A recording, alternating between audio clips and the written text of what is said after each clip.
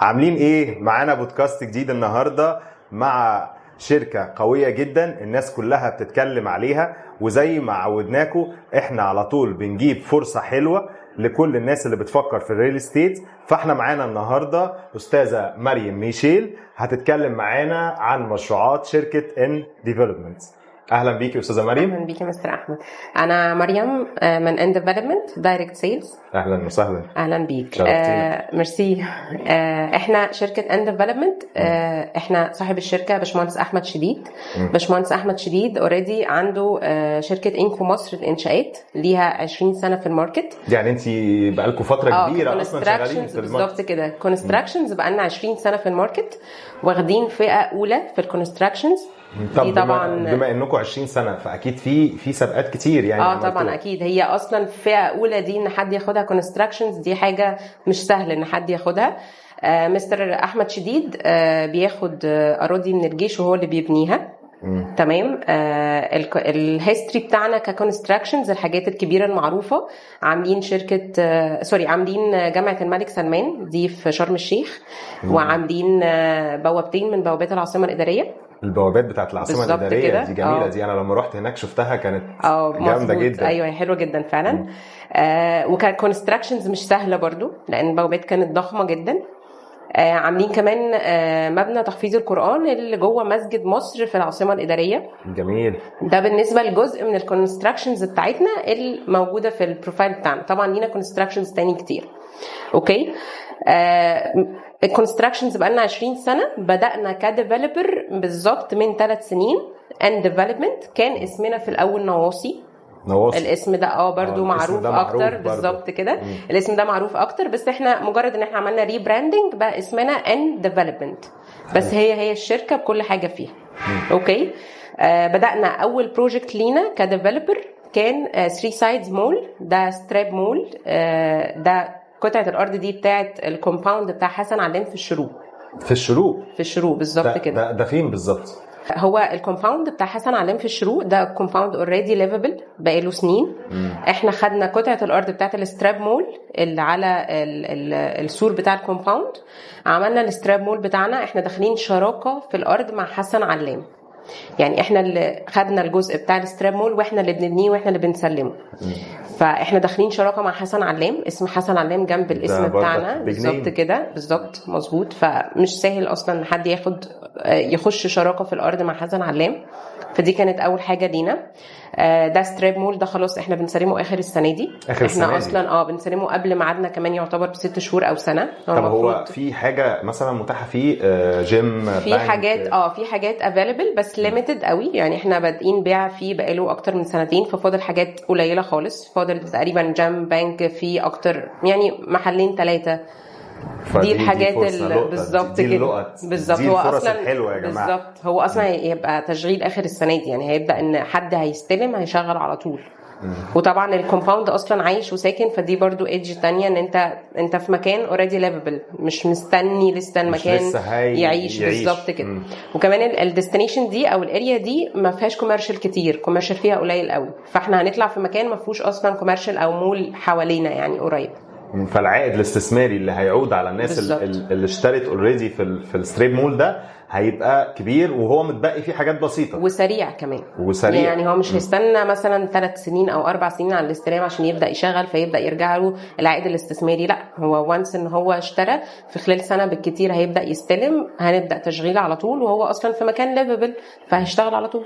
حلو جدا. ده كده بالظبط. ده كده اول مشروع لينا نزلنا بيه كديفلوبر.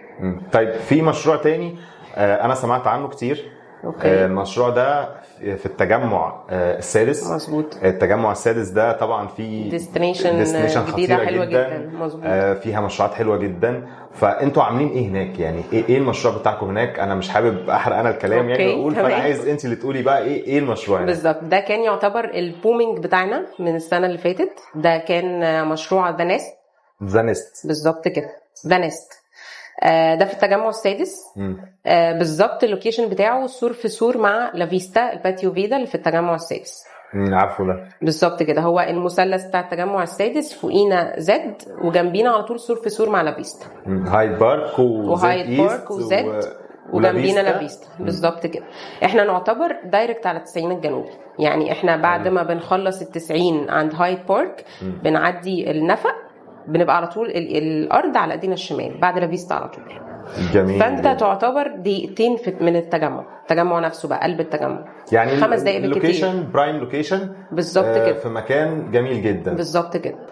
ليه اشتري في مشروع ذا نست في التجمع السادس ما بين العمالقه اللي كلكي ذكرتيهم مثلا زي زد ايست وهايد بارك ولافيستا ليه اشتري في ذا نست؟ حلو السؤال ده. طيب اولا هي لوكيشن ما يختلفش او ما يفرقش حاجه عن بقيه البيج نيمز اللي نزلوا في التجمع السادس. احنا واخدين لوكيشن في وسط كل الديفلوبرز البيج نيمز اللي موجودين، سواء زد او اورا طبعا باشمهندس نجيب او هايد بارك او لافيستا، كل الكلام ده اولا. ثانيا احنا نازلين تيكت برايس واوفر مش موجود في الكومبيتيتورز اللي حوالينا. حلو جدا. طبعا بلس الايدج اللي احنا بنقدمها ان احنا بنقدم تشطيب، يعني حضرتك تستلم متشطب تشطيب كامل باي منحسين طبعا بيج نيم، اسم مش محتاجه ان احنا نتكلم عليه اصلا يعني.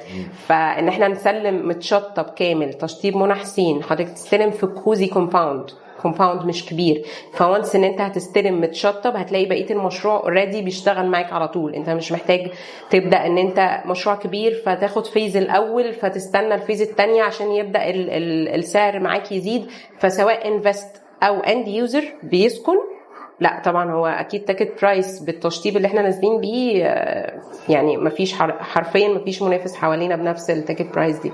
الكاباسيتي داخل المشروع قليله، يعني اللي انا لاحظته ان انت بتقولي ما هو مشروع كومباوند اوزي بالظبط كده، فيعني صغير اللي هو بالزبط. مش هيبقى فيه كاباسيتي عاليه. هو مساحته قد ايه؟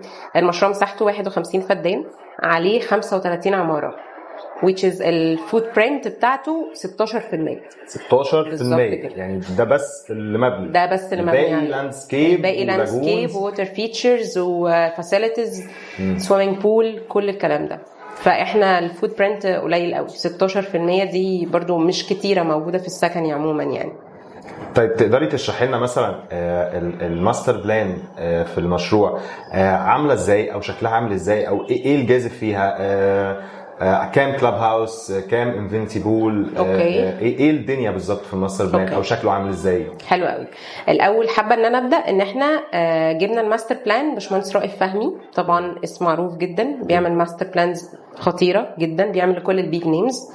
فباشمهندس رائف فهمي لما جاي يعمل الارض لقى ان الارض واخده ليفلز او طابع المصاطب، الارض من على الاطراف اعلى من الجزء اللي في النص، نازله بالظبط كده بشكل اقل في الليفلز. فعمل حاجه، عمل ان هو الشكل الارض خدت مصاطب، الجزء اللي على الاطراف بقى اعلى، بعد كده نزل 7 متر الليفل اللي بعده، بعد كده 7 متر كمان، وخلى البيلدينجز اللي على الاطراف هي اعلى من البيلدينجز اللي بعديها، من المصطبه اللي بعديها. معلش بس انا عايز استوعب بس الفكره اللي انت بتشرحيها دي. يعني انا دلوقتي المشروع عامل فوق كده اهوت ونازل لتحت، نازل لتحت، هو واخد نفس كونسبت النست اللي هو عيش العصفوره، هو سماه نست علشان كده. يعني ده سبب اصلا تسميه المشروع الديزاين بتاع الماستر بلان. مظبوط صح كده. هو واخد نفس الكونسبت بالظبط كده. فهو عمل حاجه حلوه قوي، هو خلى كل المشروع على 3 ليفل، كل ليفل اقل من اللي قبليه ب7 متر، بلس ان هو بيقلل البيلدينج دورين. فانت بقى كل ليفل اقل ب7 متر، بلس ان هو اقل بدورين، فانت تقريبا كل البيلدينجز اللي فوقيك شايف كله فيو مفتوح، اللي تحتيك هو بعيد عنك خالص كليفل في الفيو. طب كده اول واحد في الكومباوند يعني هيبقى الفيو بتاعه شايف كل حاجه بالظبط. فكده تقريبا اولموست كل اليونتس عندنا شايفه فيو. ده جميل جدا. فكرة اصلا نفسها ان هي تتنفذ بالشكل اللي انا تخيلته ده، اللي هو شكل زانيست، ان هو يبقى مثلا انا لو خدت حاجه في اول كومباوند فانا كاشف الكومباوند كله، شايف الفاسيلتي كلها، شايف الفلاب هاوس، شايف اوبن فيو رائع، وحتى كل ما اقرب فانا لا انا برضو شايف ومش مجروح من اللي حواليا. لا هي فكره لذيذه الصراحه. بالظبط كده، الفكره كانت حلوه جدا. وجبنا كمان شركه اوكو بلان لاندسكيب، برضو من الشركات المعروفه جدا في لاندسكيب. طبعا تشطيب منى حسين دي حته تانية خالص، بالظبط كده. فعملنا كونسبت النست في قلب المشروع، عملنا النست اللي هي ليك طالع منها 7 فاليز، 7 وديان. ال7 وديان دول اخر كل فالي في انفينيتي بول. بالظبط كده. جميل. عملنا كونسبت ايه بقى، ان كل فالي يبقى الاكتيفيتيز اللي فيها او الفايبس اللي موجوده فيها تناسب فئه عمريه معينه. معلش دي ازاي بقى؟ يعني مثلا في فالي منهم هتبقى الفايبس بتاعتها للاطفال، كيدز اريا، الميوزك تبقى مناسبه للاطفال، الاكتيفيتيز للاطفال. فالي تانية تبقى للادلتس، الشباب، يبقى فيها مثلا جيم اوبن اير، يبقى فيها الميوزك برضو مناسبه للشباب، يبقى فيها باربيكيو اريا، على حسب الفايبس بتاعت الشباب. فالي تانية تبقى للناس الكبيرة، الناس اللي هي خلاص معدية 50 أو 60، فليهم الاكتيفيتيز بتاعتهم. فاحنا عملنا ال7 فاليز على كل فئة عمرية تبقى مناسبة ليهم الاكتيفيتيز بتاعتهم. فكرة برضك جديدة يعني، بالظبط كده، مش حاسس ان هي موجودة قبل كده. فأيا كان الفئة العمرية، سواء احنا فاميلي او معانا كيدز، معانا اطفال، او احنا ناس كبيرة خلاص اوريدي محتاجين هدوء واستجمام، احنا عملنا كل فالي ليها الطابع الخاص بتاعها بالفئة العمرية بتاعتها. طيب تقدري تقولي لنا في زانست بتقدموا اوفر حلو هناك؟ ايه التايبس اللي موجوده؟ يعني اشرحي لنا الموضوع ده بحيث ان الناس برضك تبقى فاهمه ان قد ايه ان دي فرصه حلوه. اوكي، هو مبدئيا احنا عاملين اوفر مش موجود في الماركت. عاملين اوفر تقسيط على 12 سنه ايكوال انستولمنتس، مش دفعات. ايكوال انستولمنتس، اقساط متساويه على 12 سنه، على 12 سنه ب 5% داون بيمنت.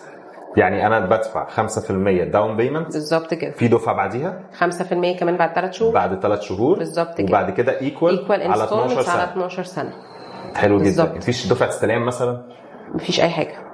مفيش اي حاجه. طب الصيانه في بقى عندنا الصيانه 8%. عندنا بقى اوبشن تاني كويس قوي، ان انا باخد من الكلاينت الطريقه اللي هو عايز يدفع بيها. انا عايزه ادفع كذا واحط مثلا بلك هنا، او عايزه اقلل اقساط مثلا اول سنه وازود مثلا بعد كده. يعني فليكسبل في بالظبط كده، احنا فليكسبل جدا في البيمنت بلان. يعني بننظمها او بنرتبها على حسب ما الكلاينت النيدز بتاعته هو محتاج ايه. دي برضو حاجه، يعني احنا مش شارب قوي في البيمنت بلان، احنا بنرتبها على حسب النيدز بتاعت الكلاينت، هو محتاج يدفع قد ايه في الوقت الفلاني. عايز يقسط مثلا على 6 شهور، بالظبط كده، عايز يقسط سنوي، نقدر نظبط الموضوع ده. بالظبط، مظبوط كده. طيب احنا لو ما خدناش مثلا الاوفر ال 12 سنه، اوكي، وفي انظمه تانية نقدر نقسط عليها؟ في انظمه تانية عندنا على 10 سنين بيمنت، على 10 سنين ب 2.5% داون بيمنت. بس طبعا انا بالنسبه لي بنصح العميل بال 12 سنه، لان كده كده الفلوس قيمتها بتقل، فهو كل ما طول فتره السداد دي احسن بالنسبه لي. بالظبط كده. طب في فرق في السعر؟ لا، مفيش فوائد خالص، يعني احنا نفس السعر هو على 10 سنين على 12 سنه. ده حلو جدا. بالظبط جدا. فاحنا بص يعني مريحين الكلاينت على الاخر. على الاخر يعني. طب الفاسيلتي اللي موجوده هناك، احنا اتكلمنا عن السيفن فالي، اوكي، في ايه تاني؟ في هيبقى اوتيل في المشروع. هيبقى فيه طبعا كلاب هاوس. الاوتيل يعني احنا بنتعاقد مع اوتيل كبير قوي، خلينا بس نقول الاسم ده بعد كده. هيبقى فيه طبعا ستراب مول، هيبقى فيه كل الكوميرشال، وهيبقى فيه كل البراندز الموجوده، هيبقى فيه ستراب مول خاص بينا، خدمات للكلاينتس اللي هتبقى عايشه هناك. بالظبط كده. احنا التايبس عندنا كل التايبس موجوده، من اول ال2 بادرومز ال 115 متر لحد السكاي فيلا اللي معديه 300 متر، ففي كل التايبس موجوده.